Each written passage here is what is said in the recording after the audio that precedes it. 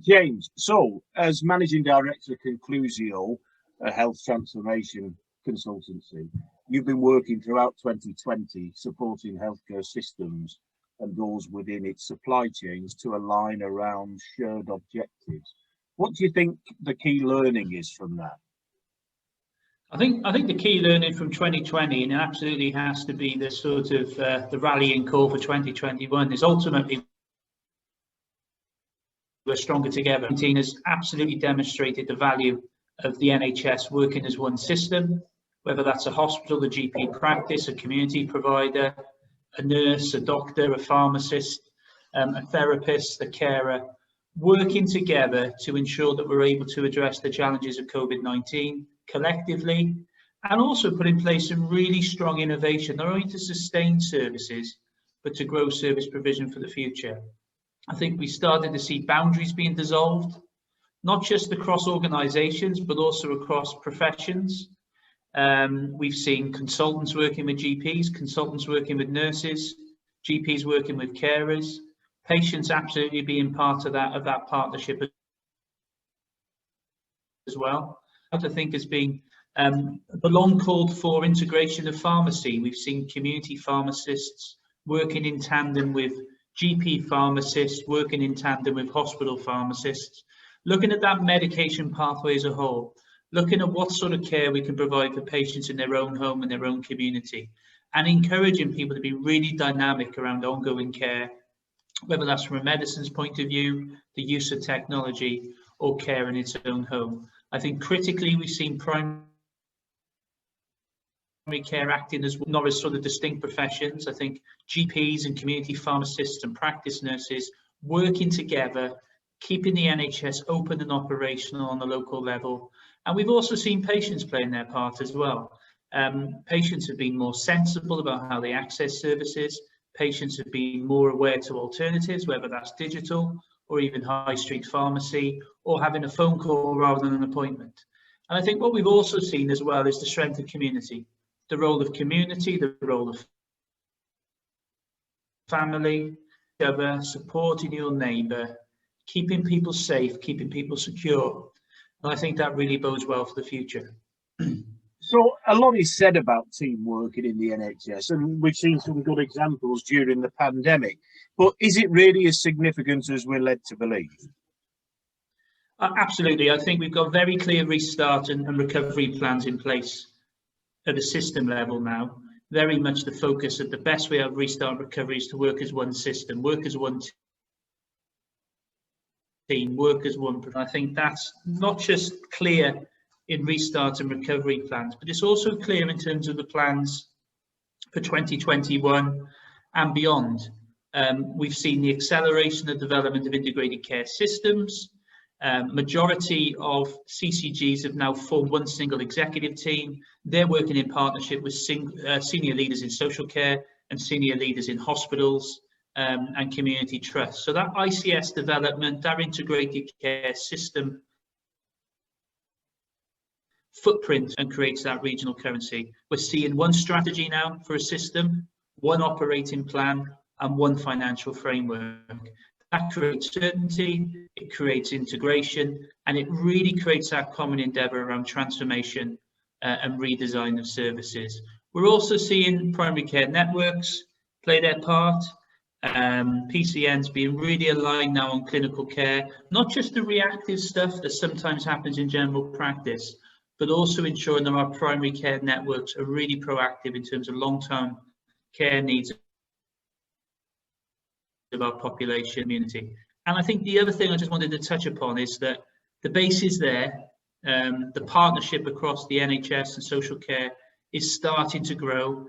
I think we'll see more legal certainty behind it this year. I think we are expecting integrated care systems to be given a legal platform. And now we've got to be even more ambitious. We've got to go beyond that to look at how best we can integrate the patient voice, and also how best we can integrate the wider supply chain. I mean, we fully believe at Conclusio that the pharma industry have a key role to play, not just in terms of the NHS, but the NHS that we need it to be in the future. And I think our wider supply chain has a key role to play in the restart, recovery and enhancement of our public services moving forward. So in that case then, what have we learned about working together differently? I mean, out of necessity, we've had to transform, we've had to innovate, and we've had to work differently. I think COVID-19, certainly during March and April, we saw something like 4 years worth of innovation in 4 weeks. We've seen massive strides being made from the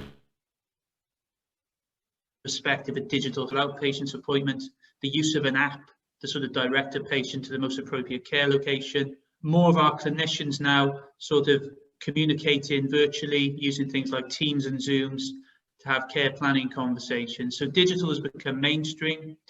I mean, who would have thought it a year ago that, you know, 90% of some outpatient consultations at the moment are currently digital. 50% of GP appointments were digital or virtual, have been digital or virtual over the last 8 to 12 months. Again, who would have thought that? It's the ambition. We've seen new models of care, again out of necessity, but also I think what we have seen is new models of care and new ways of working and new pathways that are on the books currently that actually COVID-19 has given a platform for. That we're in a culture now where it's okay to innovate, it's okay to be bold, it's okay to try things, it's okay to challenge each other. The way we're operating and managing for some of our most complex patients, I think, has really moved on in the last 8, proactive, coordinated, integrated approach to our most complex patients, ensuring that they're getting more care in their own home, ensuring that they're digitally connected to specialists in hospital. I think that's been a massive, massive advancement that we need to lock in, that we need to ensure that that is maintained. I think the way we use data has moved on markedly over the last 8 to 12 months, a lot more focus now on real world evidence, a more dynamic use of data to plan for future demand, to use resource appropriately, and to what it looks like moving forward. So I think we've seen some massive progress made, some rapid transformation, a real commitment to working differently, a real appetite to take risk, a real appetite to be bold, and a real appetite to trust the judgment of the clinician and the practitioner and the service leader in taking that change forward. As Simon Stevens said, I think there has to be a commitment now to lock in that innovation. We can't go backwards, we've got to go forwards. And I think, again, this will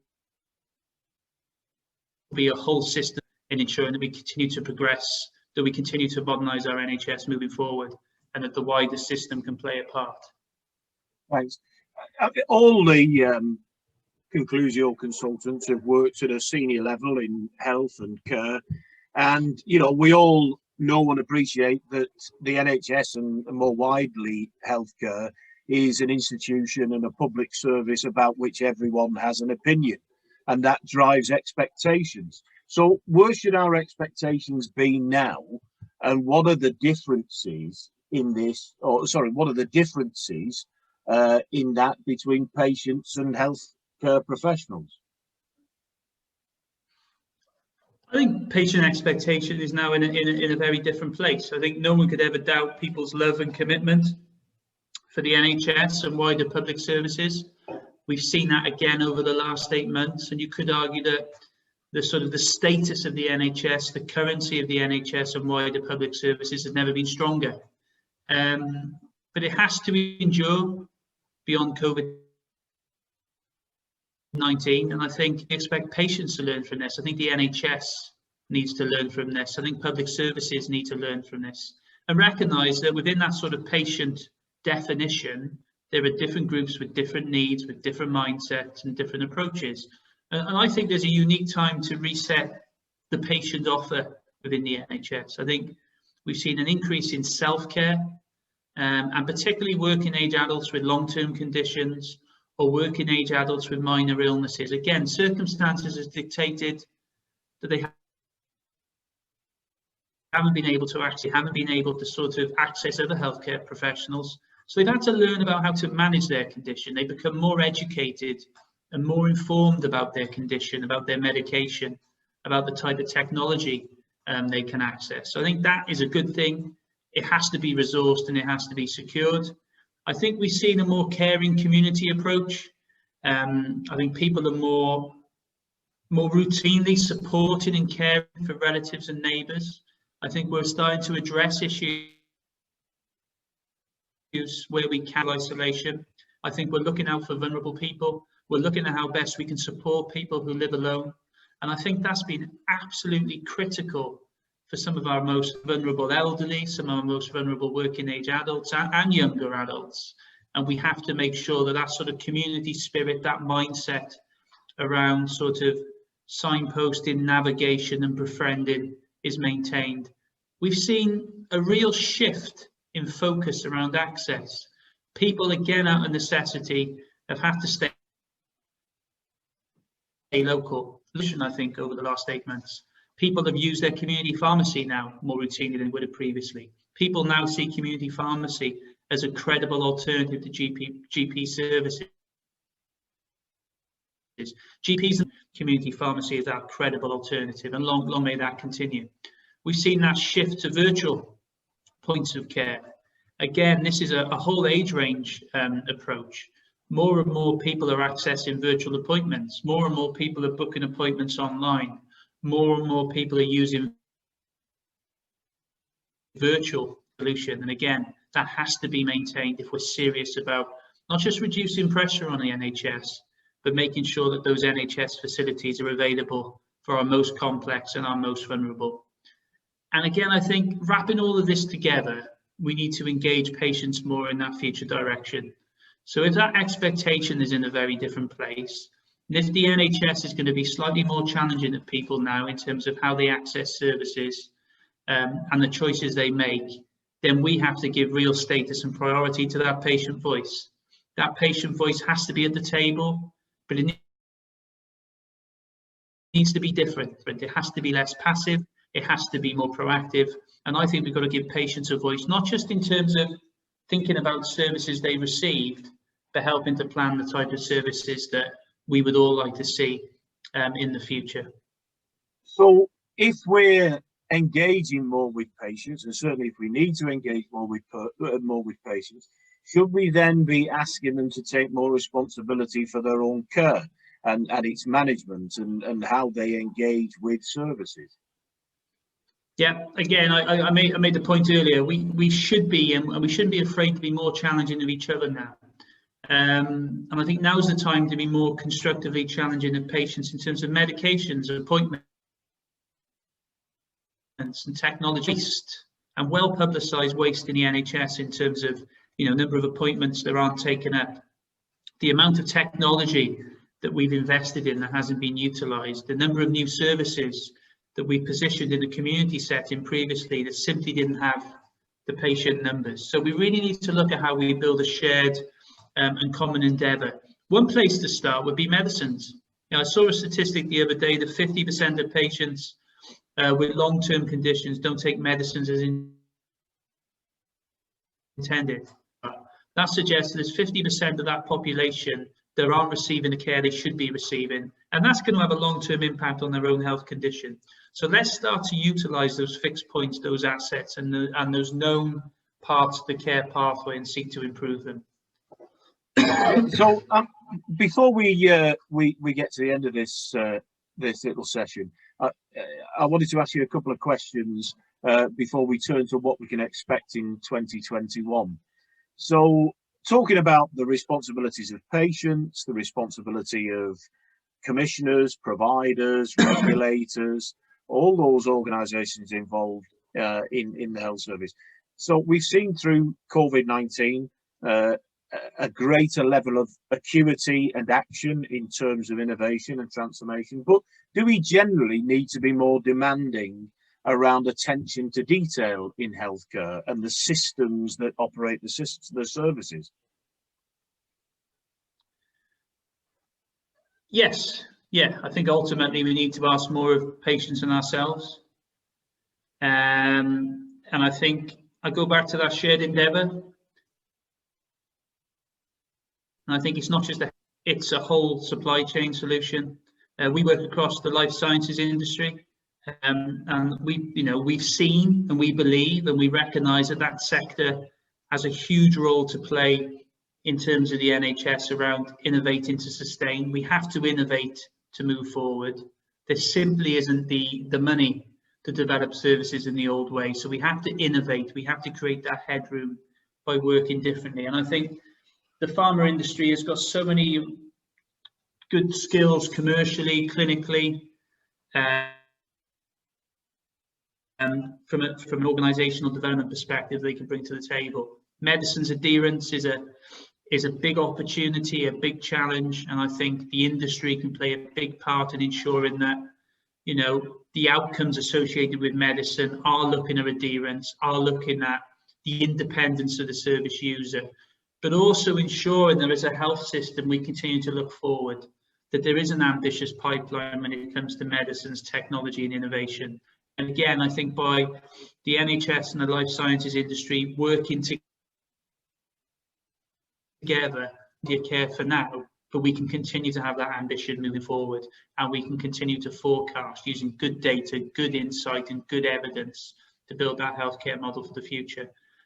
We need to see whole system pathways now, so we can't afford to operate in silos around known long-term conditions. And I think we have seen, and we work with companies that have developed, implemented, and really advocated whole system pathways for diseases. So we need to see whole systems across the pathway, which give equal status to, in the community or in the patient's own home. I think we need to be more ambitious in terms of education and development for patients and practitioners. We need to invest more in education. It doesn't have to be traditional education, which is face-to-face. It could be virtual. It could be case study-based education. And again, I think the life sciences industry can play a key part in skilling up our health and care workforce to enable them to meet the needs of that future healthcare service in a more confident and a bolder way. And ultimately, together, we need to make things happen. I think we've seen again through COVID-19 where the life sciences industry have worked in partnership with the NHS to accelerate the rollout of a vaccine, to support with the rollout of testing programs, but also to support with the sort of acceleration of patient support programs, where more and more patients can be supported in their own home. Again, we can't move back from this. This has to be a team approach. And I think the life sciences industry, in partnership with the NHS, has a massive opportunity to shape the future under that shared endeavour of sustainability. I was interested that you mentioned forecasting and looking at, looking into or beyond the middle distance. So in that vein, what can we expect during 2021? I think the NHS now is very much thinking about the future. I think population health is a key strategic imperative. That means that you focus beyond 1 year. I think for too long the NHS has operated within an annual contracting cycle, where that return on investment narrow, or very narrowly defined, if you like, a very short term. The financial framework, the contracting arrangement is now very much 5 years, not one. That means systems can take a longer term view on return on investment. That creates the freedom and headroom to focus on prevention, early intervention and population health. Shift left is a concept that we like to champion, and we champion that in partnership with our clients. And shifting left is all about not regressing to the mean. It's about intervening sooner. It's about putting in place a range of interventions that will stop the patient becoming high risk in 18, 36 or 48 months time. It's encouraging people to be more proactive around detection and case management. Making transformation happen. I think traditionally in the NHS, we've seen an idea. It's taken 6 months for that idea to be discussed. It's taken another 12 months for that idea to get the business case stage, and then another 6 months for it to be approved. I think what we have seen is an NHS that's more willing to back itself, that's more willing to take an idea and implement it in real terms. So we've got to keep that pace around transformation, and ultimately continue to get our communities and populations involved, not just in reviewing systems and reviewing what we've done and identifying points of failure, but also helping us to sort of pipeline and move things forward in the right way. We've got to tackle the known health inequalities, and we've got to develop a community of care, one which is whole system, one which is beyond building, which is beyond boundary, and is really focused on long-term prevention and absolutely improving the health of our population. I just wanted to pick up on the health inequality side, because we know there are health inequalities. You only have to look at, you know, the life expectancy for a middle-aged man in one area and compare it to another, and you'll see those stark, you know, glaring inequalities, and they exist across the sort of, you know, the demographic space. COVID-19 will have had its own particular impact on health inequalities. Where do you feel we ought to be, or how do you feel we ought to be tackling that in terms of something that may not materialize for, you know, you were talking about the long-term contracting arrangements, might not materialize till outside of that, you know, so we're in a wholly different situation again. Yeah, I think one thing that's really struck me, and I've seen some statistics recently, is around the impact of mental health, particularly in young adults. And I think we've seen almost more than a doubling of the number of people with a diagnosis of depression over the last 12 months than we did in the previous 12 months. And no doubt COVID-19 has played a key part in that. So we're starting to see some indicators in younger age groups around mental ill health impact on general health. And I think it's really important to recognize that that's telling us something, that we need to react to that in a different way. And we need to engage differently with younger adults and working age adults around their mental and physical health, and start to use community assets, start to use technology, start to use different forms of media to engage them proactively, get them in front of the right people early, and really take a preventative approach to ensure that they don't end up on a slope towards ill health. They don't end up in a worse position in 5 years' time. We've got to react to what the data is telling us. We've got to be dynamic, and we've got to engage with these groups in a different way so they get the care they need. I just wanted to